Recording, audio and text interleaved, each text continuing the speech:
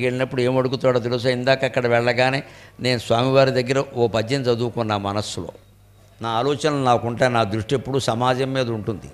స్వామి ఏమి వచింతు నీ ఎదుట, స్వామి ఏమి వచింతు నీ ఎదుట, స్వామి ఏమి వచింతు నీ ఎదుట, నీకై ఏ వాక్యాలచే ఊరటన్ క్షేమంబుంగనువాడా. సమాజంలో జరిగేటువంటివే నా మనస్సులో మెదులుతూ ఉంటాయి. ఇప్పుడు నా కుటుంబ విషయాలు కానీ నా వ్యక్తిగత విషయాలు కానీ ఆయనకి చెప్పను. ఆ మాత్రం ఆయన చూసుకోగలడు, చూసుకుంటున్నాడమ్మా, హాయిగా ఆనందంగా ఉన్నాం, ఇబ్బందిలా. ఇక కోరవలసింది సమాజం గురించి.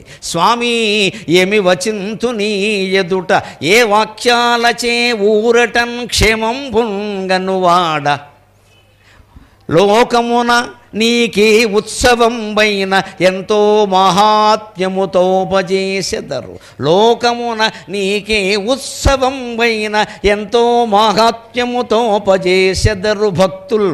వృత్తి ధర్మంబులందు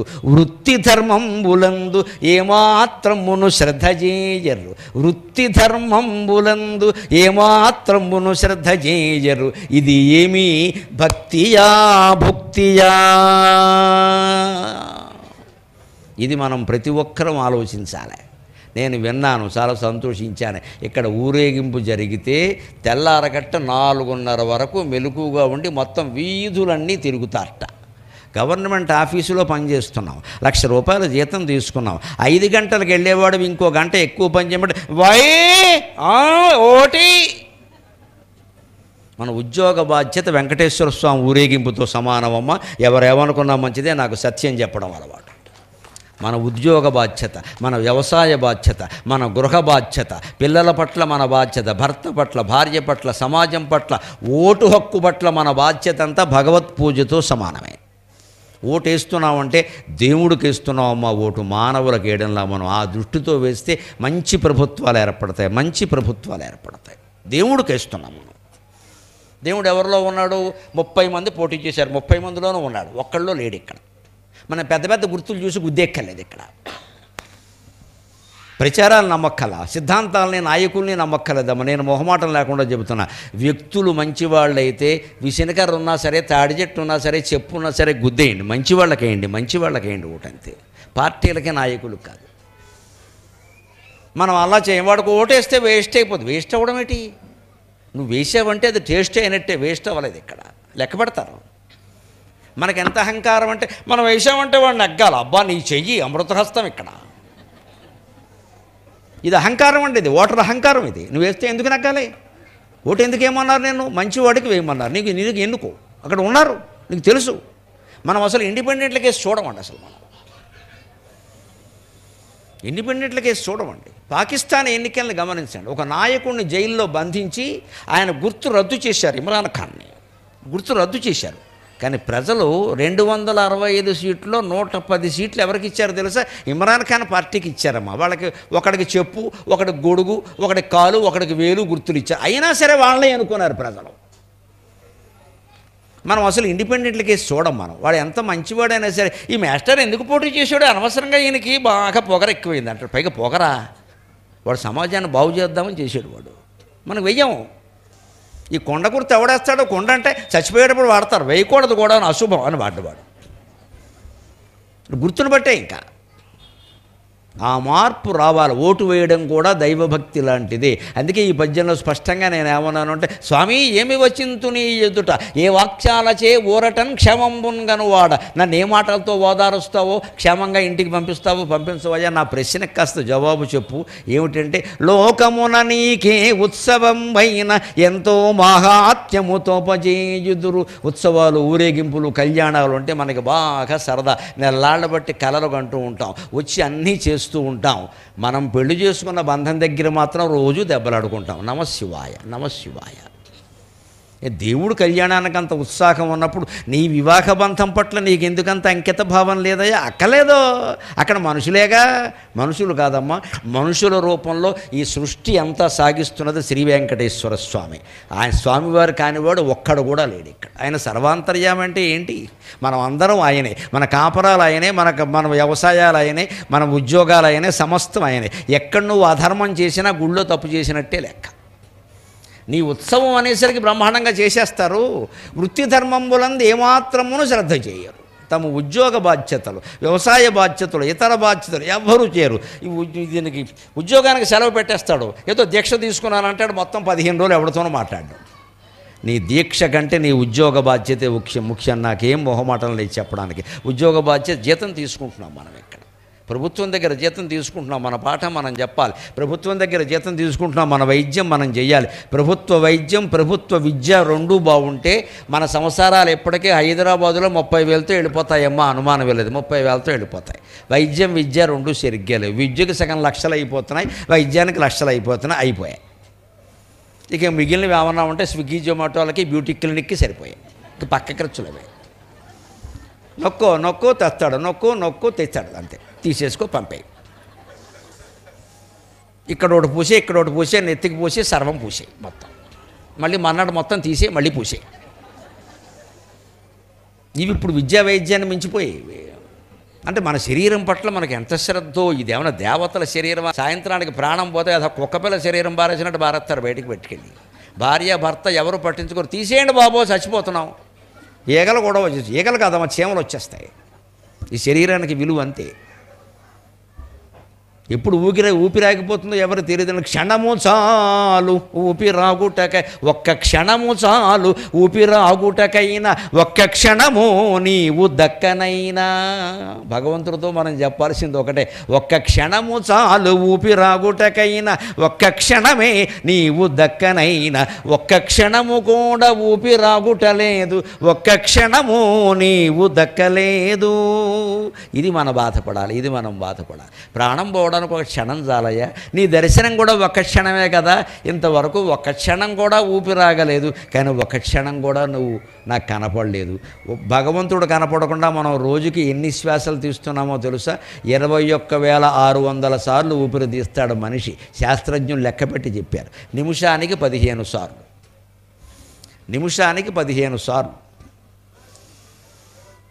అలా చొప్పున మీరు లెక్కేసుకోండి. రోజుకి 21,600 సార్లు ఊపిరి తీస్తాడు సుమారుగా. అది 10. కొంతమంది బాగా ఊపిరి హా అని తీస్తారు, సాయంత్రానికి వెళ్ళిపోతారు, అది వేరే విషయం. బట్ బీపీ బాగా ఉందన్నమాట. ఆవేశపడ్డామనుకో 10 ఊపిరులు ఎక్కువైపోతాయి. సో ప్రశాంతంగా ఉన్నామనుకో ఒక 10 ఊపిరులు అయ్యే చోట ఒక ఊపిరి అవుతుంది. దాన్నే ప్రాణాయామం అంటారు. ఆయామం.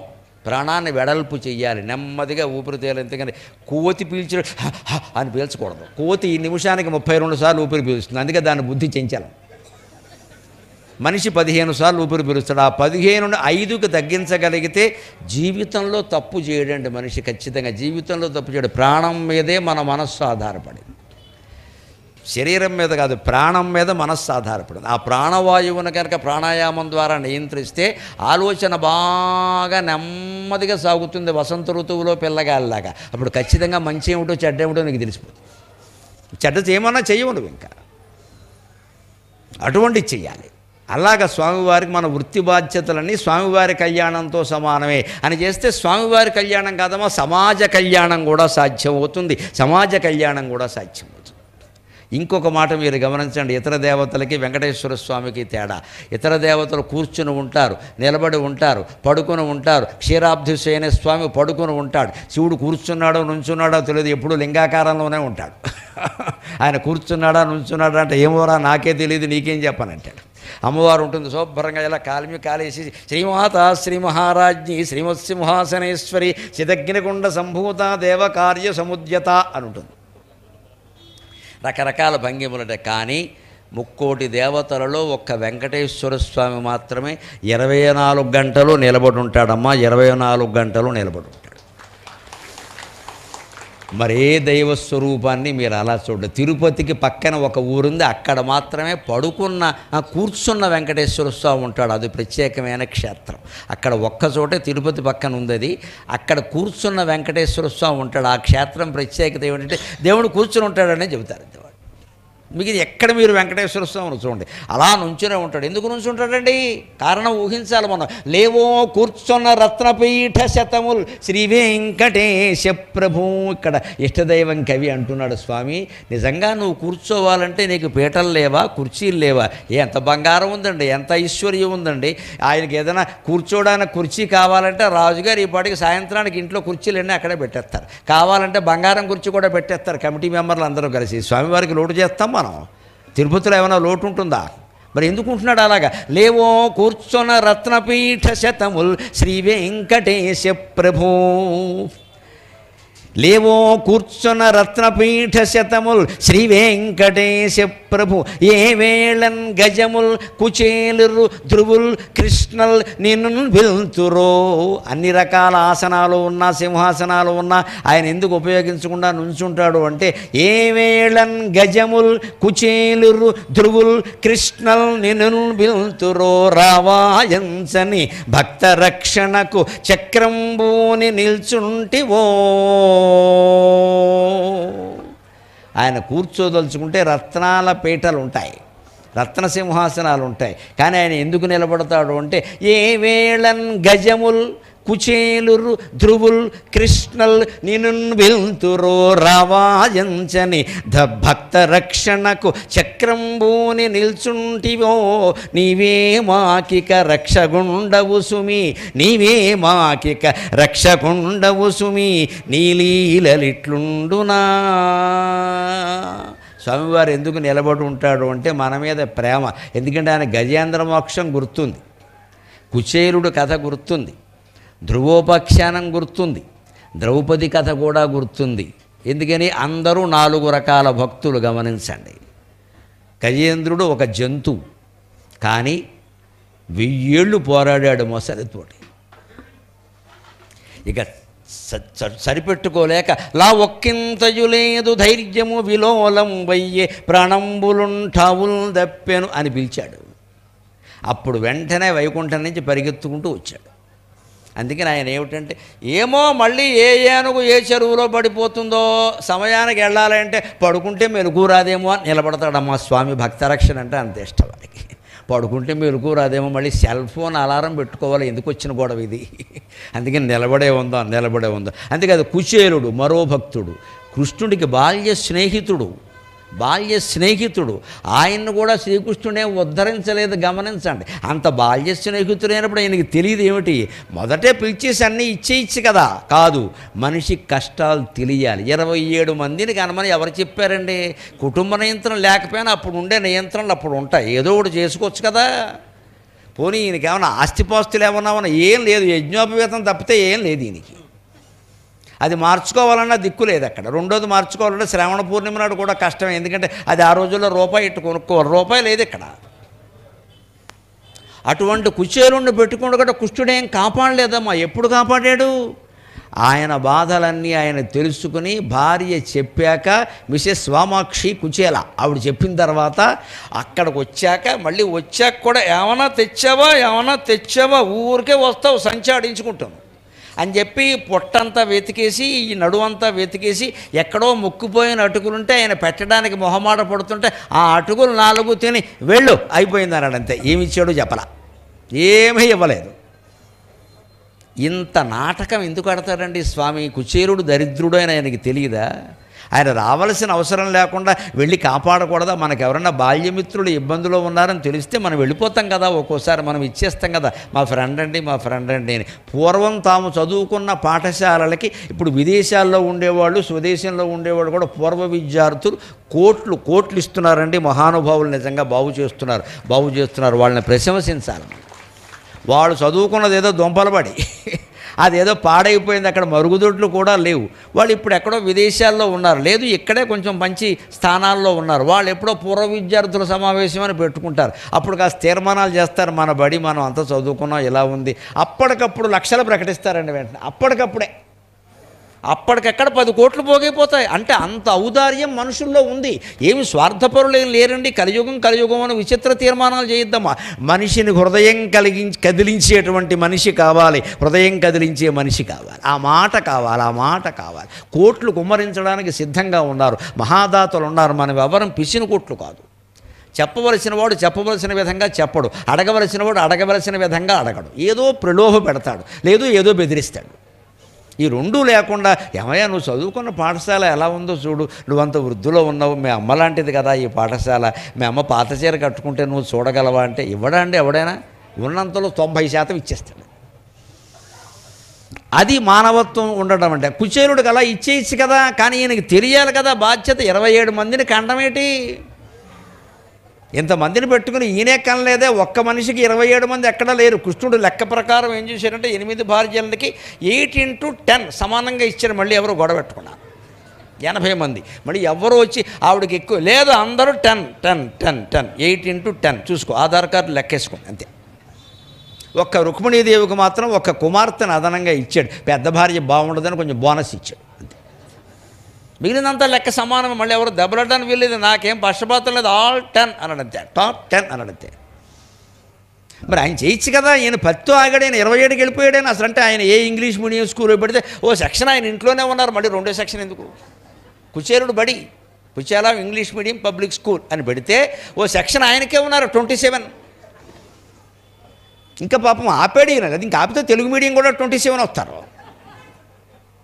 మరి ఇంత చేయించండి ఇలాగా సంసారాన్ని పాడు చేసుకుని. ఆయనకి తెలియాలి, అందుకని రప్పించాడు, చూశాడు, ఏదో ఒకటి తీసుకుని ఇచ్చాడు. ఎందుకో తెలుసా? లక్ష్మీదేవి అడుగుతుంది. తీసుకుని తింటూ ఉంటే ఎక్కువ తినకండి. ఎందుకంటే ఆవిడ బాధ, భార్య కదా. అవి మొక్కుపోయిన అటుకులు తినేస్తున్నాడు. ఇక్కడ సాయంత్రం మళ్ళీ కడుపు పట్టుకుంటాడు. వాము ఉప్పు వెయ్యాలి మళ్ళీ ఈ మనిషికి అని. తినకండి అంటే అక్కడ ఆపేసాడు ఆయన. ఎందుకని భగవంతుడు ఒక గుప్పెడు అటుకులు తిన్నాడు అంటే ఆయనకి ఆ గుప్పెట్లో ఎన్ని వేళ్ళు ఉన్నాయో అన్ని కోట్ల రూపాయలు ఇవ్వాలమ్మా. అలా వచ్చేస్తాయి ఖచ్చితంగా. పాపం కుచేలుడికి ఏం తెలియదు. ఆయన కాపాడిన విధానం ఏంటంటే చాలా విచిత్రంగా. అసలు పాపం కుచేలుడు వెళ్ళిపోయాడు. ఆయన పంచభక్ష పరమాణాలతో పోయిన అంతే కదా, కాళ్ళు కడిగాడు. రుక్మిణీదేవి నీళ్లు పోసింది, ఈయన కాళ్ళు కడుగుతూ ఉంటే అష్టభార్యలు చూసి ఈయనంత గొప్పవాడు, దేవుడు కాళ్ళు కడుగుతున్నాడు స్వయంగాను. మనం ఈయన కాళ్ళు కడగడానికే మొహమాట పడిపోతున్నాం. భార్యల బయట కూడా వై ఉయ్యి అంటూనే ఇక్కడ ఈయన ఏకంగా కుచేలుడు కాళ్ళు గడిగేశాడు. ఈ బ్రాహ్మడు అంత గొప్పవాడా అని ఆశ్చర్యపోయేలా చేశాడు. కానీ రూపాయి ఇవ్వాల, కనీసం బస్సు ఛార్జీ కూడా ఇవ్వాల. తెలంగాణలో ఉంటే కుచేలుడు బస్సు ఎక్కిన డబ్బులు కట్టాలి, ఆడవాళ్ళు అయితే బస్సు ఫ్రీ. ఒక్క రూపాయి ఇవ్వలేదండి. అందుకే కుచేలుడు ఎంత సంతృప్తి ఉన్న చోట సంపద ఉందని చెబుతున్నాం కదమ్మా. దాంతోనే ముగిస్తాను నేను 5 నిమిషాల్లో సరిగ్గా. సంతృప్తి ఉంటే సంపద. కుచేలుడు వెడుతూ ఏమనుకున్నాడో తెలుసా? పాజిటివ్ థింకింగ్ అనుకూలంగా ఆలోచించాడు. శ్రీనిధి నన్ను శ్రీ విలాసముల పచరించియు ఏమియునియ్యడయ్యి, నన్ను ఎంతో గౌరవించాడు, కాళ్ళు గడిగాడు, అన్నం పెట్టాడు, 1 రూపాయి ఇవ్వలేదేమిటి అని ఆయన ఏమనుకున్నాడంటే, బహుశా ఇంతవరకు నేను పేదవాడిని కదా, నాకు ఒక్కసారిగా సంపదలు ఇస్తే నడమంత్రపు సిరి వచ్చి గర్వం పెరిగిపోతుంది, అందుకే భగవంతుడు నాకు సంపదలు ఇవ్వలేదు అనుకున్నాడు. అంతేగాని ఏమిటో పెద్దవాళ్ళు అందరూ ఇలాగే ఉంటారు. కృష్ణుడు అంటే చిన్నప్పుడు కిట్టిగాడు కాదు, కృష్ణుడు వేరే, ఏమిస్తాడో అని ఇలా అనుకోలేదండి. అపార్థం చేసుకోవాలా. నాకు ఇస్తే ఇప్పుడు నేను పేదవాడిని కదా, నడమంత్రపు సిరే కదా, మరి దీన్ని నడమంత్రపు సిరే అంటారు. అక్కడ నడమంత్రపు సిరి అంటే ఏముంటాయి? 3 లక్షణాలు వచ్చేస్తే వెంటనే. ప్రామాణ్య బుద్ధి స్తోత్రేషు కీటబుద్ధిర్ మనుష్యేషు దేవతాబుద్ధిరాత్మని నూతనాయాశ్రయ ఫలం. నీలకంఠ దీక్షితుడు గారు చెబుతాడు ఖచ్చితంగా. అర్ధాంతరంగా సిరిపడుతుంది ఒకటికి వ్యాపారం వల్ల దేనివల్ల ఒకసారి లక్షలు కోట్లు వచ్చేస్తే వాడు బుద్ధి ఏమైపోతుందంటే ప్రామాణ్య బుద్ధి స్తోత్రేషు. వాడి దగ్గర డబ్బు ఉంది కదా అని పొద్దున్నే వచ్చి అందరూ పొగుడుతూ ఉంటారు. వాడు అనుకుంటాట ఆ పొగడ్తలన్నీ నిజం అనుకుంటాడు అమాయకుడు. డబ్బు బాగా పెరిగింది అందుకని వాళ్ళు పొగుడుతుంటే డబ్బు కోసం పొగుడుతున్నారు అనుకోడు. మరి మనం అలా ఉండబట్టే వాళ్ళు పొగుడుతున్నారు, రోజు వచ్చి అలాగ అనుకుంటాడు. అదో అమాయకత్వం. అంతేకాదు దేవతా బుద్ధిరాత్మని, తన్ని తానే వాడు దేవతగా భావించుకుంటాడు. ఇంక గుళ్ళోకి వెళ్ళడం కూడా మానేస్తాడు. ఇంకా నా దగ్గరికి ఎంతమంది వస్తున్నారు, నేను ఎందుకు వెళ్ళాలి? ఇంకోటి కూడా వస్తున్నారు. కీటబుద్ధి మనుష్యేషు, మేనమామలు, తోడళ్ళు, మేనల్లుళ్ళు, తమ్ముళ్ళు, అక్కయ్యలు అందరూ పురుగుల్లా కనపడతారు వాడికి. ఒక్కసారి పట్టేసింది కదా ఐశ్వర్యం. నూతనాయ శ్రేయ ఫలం, నడమంత్రపు శిర వస్తే ఈ మూడు వచ్చేస్తాయని చెప్పాడు. అలాగా కుచేరుడు పాపం బాధపడి నాకు ఈ మూడు వచ్చేసి నేను భగవంతుడికి దూరం అయిపోతానేమో అన్న ఉద్దేశంతో కృష్ణుడు ఇవ్వలేదు, కానీ ఆయన తలుచుకుంటే ఇవ్వలేడా అని ఓం నమో భగవతే వాసుదేవాయ, ఓం నమో భగవతే వాసుదేవాయ, ఓం నమో భగవతే వాసుదేవాయ అని ఇంటికి వెళ్ళే వరకు ఆ స్మరణ మానకుండా పెడితే ఇంటికి వెళ్ళేసరికి 5 అంతస్తుల భవనం సిద్ధంగా ఉందమ్మా. శ్రీకృష్ణానుగ్రహం వల్ల 5 అంతస్తుల భవనం సిద్ధంగా ఉంది. భార్య పట్టుచీర కట్టుకుని 7 వారాల నగలు 1 వారమే పెట్టేసుకుని మోయలేనంత బంగారంతో వచ్చేసింది ఆవిడ. స్వామివారి గరుడ సేవ నాడు గరుత్మంతుడు ఊరేగించినట్టే వచ్చేసింది ఆవిడ. ఇక 27 మంది కూడా ఇంగ్లీష్ మీడియంలో చేరిపోయి కింద నెక్కరేసేసి పైనేమో టీషర్ట్ వేసేసి దానికి మళ్ళీ మధ్యలో బెల్ట్ పెట్టేసేసి పేక్కో తోక టై పెట్టేసేసి హౌ ఆర్ యూ డాడీ అని వేస్తున్నారు వెంటనే. All 27 are speaking in English. ఏంటంటే Kuchela English medium public school పెట్టేశారు అక్కడ, అందరూ చేరిపోయారు మొత్తం. ఈ వైభవం అంతా చూసి కుచేలుడికి అనుమానం వచ్చి వీళ్ళు నా పిల్లలేనా ఈవిడ మా ఆవిడేనా అనుకున్నాడు. బాబు నా శీలాన్ని శంకించగజా, నేను నీ భార్యనే అని చెప్పింది. ఆ భార్య కూడా ఎంత మంచిదంటే ఇంత ఐశ్వర్యం పట్టినా అంగాస్త్రం కట్టుకుని వచ్చినటువంటి భర్తకి పాదాభివందనం చేసింది, కానీ అగౌరవించలేదమ్మా, అగౌరవించలేదు ఖచ్చితంగా. అది లక్షణం. ఇంత ఐశ్వర్యం ఆవిడికి పట్టింది కదా. ఈ బ్రాహ్మడు మాత్రం అంగాస్త్రంతోనే ఉన్నాడు. వీడేమిటి నాకు, ఎందుకంటే పూర్వం సామెత ఒకటి ఉంది, రాజుని చూసిన కళ్ళతో మొగుడిని చూస్తే మొట్టుగా ఏ బుద్ధి అయింది. రాజుని చూడకుండా ఉంటే మొగుడు బాగానే ఉంటాడు, రాజుని చూసిన కళ్ళతో చూస్తే అలాగే ఉంటుంది. మరి అంత ఐశ్వర్యం ఆవిడ పట్టే కుచేరుడు ఎలా కనపడతాడు, పనికిమాలిన వాడి కింద కనపడతాడు. కానీ ఆవిడకి అలా కనపడలా. ఈయన అక్కడికి వెళ్ళి ఆయన్ని ఆశ్రయించడం వల్లే ఇది వచ్చింది, ఆయన లేకపోతే నాకెందుకు వస్తుంది ఇది అని ఆవిడ పాదాభివందనం చేసి ఈ సంపదలన్నీ భగవంతుడు ఆశీర్వచనం వల్ల వచ్చాయంటే ఆయన ఆశ్చర్యపోయాడమ్మా. అంటే భగవంతుని యొక్క అనుగ్రహం ఎలా ఉంటుంది, ముందు పని చేసి తర్వాత మాట్లాడతాడమ్మా. భగవంతుడు అంటే ముందు పని చేసి తర్వాత మాట్లాడతాడు. ముందుకు మనకి ఇవ్వాల్సిన అనుగ్రహం ఇచ్చేస్తాడు. అది ఇచ్చాను అన్న విషయం నీకు తెలియడానికి 2 రోజులు పట్టచ్చు. నీకు తెలియపోవచ్చు ఆ విషయం, వచ్చేసింది, అది అనుగ్రహం వచ్చేసింది, కురిసింది అంతే. అందుకే ప్రత్యేకించి వెంకటేశ్వర స్వామికి ఉండే పేరేమిటి, ఒక పిలుపులో పిలిచితే పలుకుతావట, 2వ పిలుపు అవసరం లేదు. నువ్వు చెప్పావు కదరా, వచ్చేసింది, ఇంటికి వెళ్ళి చూసుకో, నువ్వు కంగారు పడుతున్నావు ఊరికే. అయిపోయింది అది, నేను చూసాము, it is recorded, the rest of the life is taken care of అంటాడు ఇంగ్లీష్లో. అయితే కానీ మనకు అర్థం కాదు కదా. అందుకని నీ జీవితం మొత్తం నేను చూసుకున్నా, నువ్వు వెళ్ళిపో, అయిపోయింది, అనుగ్రహం కురిసింది, నీకు తెలియట్లా. ఒక్కోసారి జ్ఞానం కలిగినా కూడా అజ్ఞానంలోనే ఉంటాం మనం, ఆనందం కలిగినా గ్రహించలేము మనం, భగవద్ అనుగ్రహం కలిగినా కూడా గ్రహించడం కష్టం. కలిగింది జీవితం బాగుంటుంది, కానీ మనకు నమ్మకం కలగట్ల, ఎంతవరకు ఏదో జీవితం గడిపాం కదా. ఆ అపనమ్మకాన్ని పోగొట్టుకుని కుచేలుళ్ళ ఆలోచించాలి. అలాగే ధ్రువుడికి మరో రకంగా దర్శనం ఇచ్చాడు ఆయన. కిర్లంపూడి దగ్గర పక్కన దివిలి అని ఉంది, అక్కడ ధ్రువక్షేత్రం అండి, అక్కడ శ్రీమన్నారాయణమూర్తి గుడి ఉంటుంది. అక్కడికి మీరు వెళ్ళి చూడండి, విగ్రహం పొడుగువాడికి పొడుగ్గా పొట్టివాడికి పొట్టికే కనపడుతుంది. పైగా అన్ని విగ్రహాలు వేరు, అక్కడ విగ్రహం వేరు. సాధారణంగా విష్ణుమూర్తి విగ్రహం, వెంకటేశ్వర స్వామి విగ్రహం ఎక్కడైనా చూడండి, ఈ చేతిలో చక్రం ఉంటుంది కుడి చేతిలో, ఈ చేతిలో శంఖం ఉంటుంది. ఎందుకంటే చక్రం కుడి చేతితో వేస్తారు, కానీ ఎడం చేయి లెఫ్ట్ హ్యాండ్ బ్యాటింగ్ ఉండదుగా, చక్రం కుడి చేతితో వేయాలి, శంఖం ఎడం చేతితో ఊదచ్చు, పర్వాలేదు. ఎందుకని ఇలా ఉంటుంది. కానీ అక్కడ శంఖం కుడి చేతిలో ఉండి చక్రం ఎడం చేతిలో ఉంటుంది ఆ క్షేత్రంలో. ఎందుకంటే 6 ఏళ్ల ధ్రువుడు అక్కడ తపస్సు చేశాడు. ఆయనకి విష్ణుమూర్తి కనబడినప్పుడు ఆయన నారదుడు అంతకుముందు చెప్పాడు, విష్ణుమూర్తి ఎలా ఉంటాడో అంటే, ఇగో ఈ చక్రం ఎలా ఉంటుంది, శంఖం ఎలా ఉంటుంది, చక్రం ఎలా ఉంటుంది, శంఖం 4 చేతులు ఉంటాయి, చతుర్భుజాలు ఉంటాయి, ఇగో శంఖచక్ర గదా పద్మాలు ఉంటాయి అని చెప్పాట. కానీ ఈ పిల్లాడిని కాపాడాలి అనేటువంటి కంగారులో ఆయన అటు ఇటు మొత్తం సర్దుకుని మేకప్ వేసుకుని వచ్చాడు. ఆయన శంఖం ఎక్కడుందో చక్రం ఎక్కడుందో ఆయనకి తెలియదు, వచ్చేసాడు. చూసి ధ్రువుడు ఏమన్నాడంటే, నువ్వు విష్ణువు కాదు, ఐడెంటిటీ చూపించమని చెప్పాడు. పిల్లలంటే అలాగే ఉంటుంది. నారదుడు ఒక రూపం చెప్పాడు ఆయనకి, ఈ చేతిలో చక్రం, ఈ చేతిలో శంఖం ఇలా ఉంటుంది అని చెప్పాడు. అలా చెబితే ఆయనకు నమ్మకం కలగల, అలా ఉంటుందని నారదుడు చెప్పాలి. నువ్వు విష్ణువు కాదు, నువ్వు వెళ్ళిపో, నేను చేయలేదు, మా సవత్తలు నన్ను కొట్టింది మా అమ్మ, ఆవిడ నా దగ్గర రావాలి, నేను అందుకోసం వచ్చాను, నువ్వు ఇచ్చే మోక్షాలు నాకు అక్కర్లేదు, మా అమ్మ నన్ను అవమానించింది, ఇక్కడ అదేదో తేలాలంటే వాడు గోల వాడిది. ఈయనేమో అక్కడికి వచ్చి లేదయ్యా నేను సరిగ్గా ఉన్నాను చూడవయ్యా అన్నాడు. ఈ శంఖచక్రాలు అటు ఇటు ఉన్నప్పటికీ అప్పుడు స్వామివారి దయ వల్ల ధ్రువుడికి సరైన రూపం కనిపించి జ్ఞానోదయమైంది. అక్కడి నుంచి నువ్వు ఇలాగే ఉండు అంటే ఆ క్షేత్రంలో ఉన్నాడు. ఎప్పటికీ దివిలి క్షేత్రంలో తారుమారుగా ఉంటాడు. పొట్టి పొడుగు ఎందుకంటే చిన్నపిల్లాడు ఈయన. నాకు నువ్వు అంత పొడుగున్నావు కనపడడం లేదంటే ఆయన కోసం పొట్టిగా అయ్యాడు. అందుకని భక్తులు పొడుగు వాళ్ళు ఎడితే ఆయన పొడుగ్గా కనపడతాడు. అంత విచిత్రమైన మహిమ ఉన్న క్షేత్రాలు మన ఆంధ్రప్రదేశంలో తెలంగాణ రాష్ట్రంలో కొన్ని వందలు ఉన్నాయమ్మా, కొన్ని వందలు ఉన్నాయి. దర్శించాలి. తెలుగు వాళ్ళు సామాన్యులు కాదు. అలాగే కృష్ణ, మీకు తెలుసున్నదే, కృష్ణ అంటే ద్రౌపదీదేవి. ఆవిడ్ని కేవలం ధర్మరాజు ప్రార్థించాల, భీముడు ప్రార్థించాల. ద్రౌపది ఒక్కసారి హే మాధవ గోవింద ద్వారకావాసిన్ అనగానే వెంటనే ఆవిడికి వస్త్ర ప్రదానం చేశాడు. ఆవిడ మానాన్ని కాపాడాడు. ద్రౌపది మాన సంరక్షణం చేశాడు. ఇలా ఏ ద్రౌపది, ఏ గజేంద్రుడు, ఏ కుచేలుడు, ఏ ధ్రువుడు నన్ను పిలుస్తారో అని స్వామివారు భక్త రక్షణ కోసం ఎప్పుడు నిలబడే ఉంటాడు. అటువంటి స్వామివారిని మనం ఆరాధన చేస్తున్నాం. ఆ ఆరాధన సక్రమంగా సాగించండి. నేను చెప్పిన మాట ఒక్కటే గుర్తుపెట్టుకోండి. మళ్ళీ ముగిస్తూ అదే చెబుతున్నా. మాటల్లో సత్యం, చేతల్లో ధర్మం, మనస్సులో భగవంతుడు ఉంటేనే భక్తుడు కింద లెక్క. అటువంటి నిష్టని మీకు కలిగించడంలో నా ప్రసంగం ఏమాత్రం ఉపయోగపడినా నేను ధన్యుణ్ణి. నాకు ఈ మాటలు 4 నేర్పిన మా అమ్మ ధన్యురాలు. జై శ్రీరామ్, జై శ్రీరామ్, జై శ్రీరామ్. స్వస్తి.